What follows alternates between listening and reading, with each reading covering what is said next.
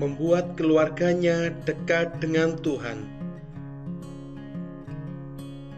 Pada waktu Carlo masih balita, belum bersekolah, setiap lewat gedung-gedung gereja di Milan, dia meminta ibunya agar boleh masuk melihat Yesus dan juga meminta agar ibunya meletakkan bunga di kaki patung Bunda Maria.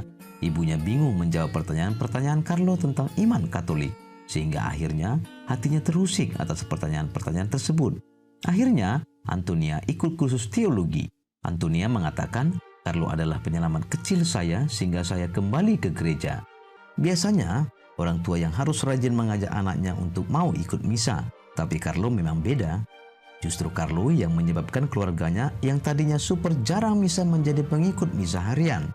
Antonia Salzano, mama Carlo, terus terang bahwa Carlo mempengaruhinya untuk mencintai Ekaristi. Dia hanya misa 3 kali, yaitu pada saat dilahirkan, saat mendapat komuni pertama, dan saat menikah. Jadi, Carlo rajin Ekaristi bukan dari desakan atau ajakan keluarganya. Rajin berdoa. Sejak kecil, Carlo suka berdoa rosario sendiri. Dia dibaptis ketika bayi, tetapi keluarganya tidak mengajarkan ataupun mempraktikkan iman Katolik. Setelah menerima komuni pertama pada umur 7 tahun di biara Santo Ambrogio ad Nemours, Carlo berusaha menghadiri misa sesering dia bisa. Tidak hanya misa hari Minggu, dia tidak pernah absen mengikuti misa harian. Carlo bahkan melakukan pengakuan dosa setiap minggu. Kekuatan Carlo berasal dari Ekaristi dan Bunda Maria. Sejak remaja, Carlo berdoa rosario rutin setiap hari. Di samping devosi ke Santo Santa, dia sering menghabiskan waktu di ruang adorasi. Dia pernah berkata, ketika kita sering terpapar matahari, kulit kita akan menjadi coklat. Ketika kita menempatkan diri di depan Ekaristi, kita akan menjadi orang suci.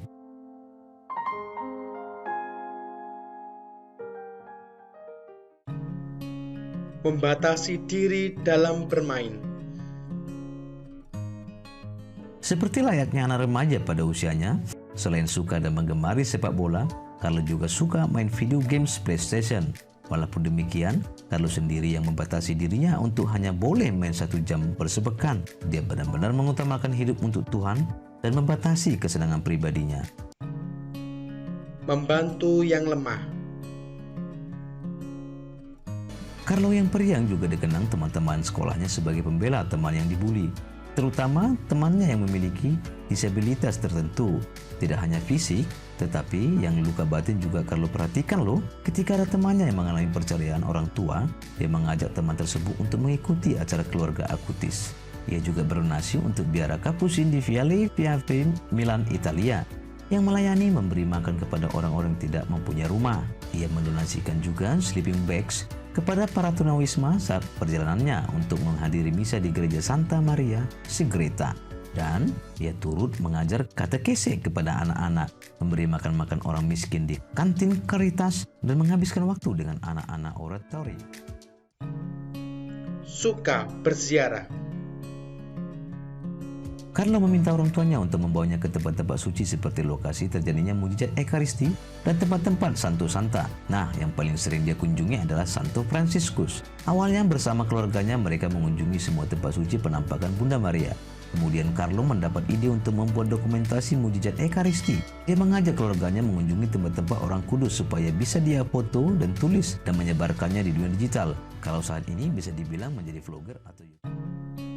Menggunakan komputer dan internet secara positif. Carlo dikenal memiliki bakat besar di bidang programming komputer sejak umur 8 tahun. Ia belajar programming secara otodidak dengan membaca buku komputer untuk mahasiswa. Tetapi bagaimana dia menggunakan talenta tersebut, itu yang membuatnya menjadi teladan kesucian. Ia prihatin melihat umat Kristiani yang makin menjauh dari gereja dan sakramen. Carlo meyakini ketika orang-orang yang menjauh tersebut mengetahui tentang mujizat-mujizat Ekaristi, maka mereka akan kembali ke gereja. Carlo lalu membuat riset mendalam tentang mujizat Ekaristi di seluruh dunia sejak awal kekristenan sampai zaman sekarang. Data tersebut kemudian dia jadikan katalog dan dimunculkan dalam website yang dia buat pada saat ia berusia 14 tahun. Linknya cek di bawah ini.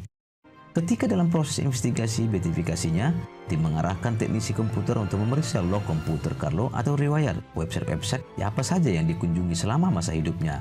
Mereka takjub ketika menemukan bahwa semua jejak digital Carlo hanya yang positif saja.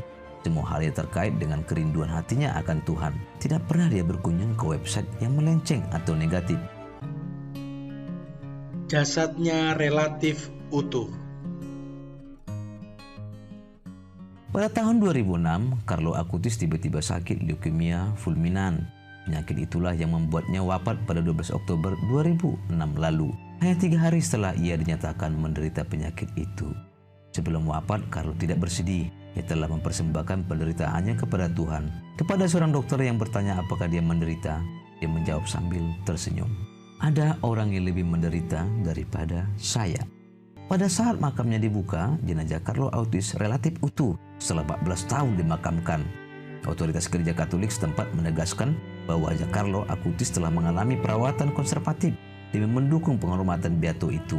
Wajahnya ditutup dengan masker silikon.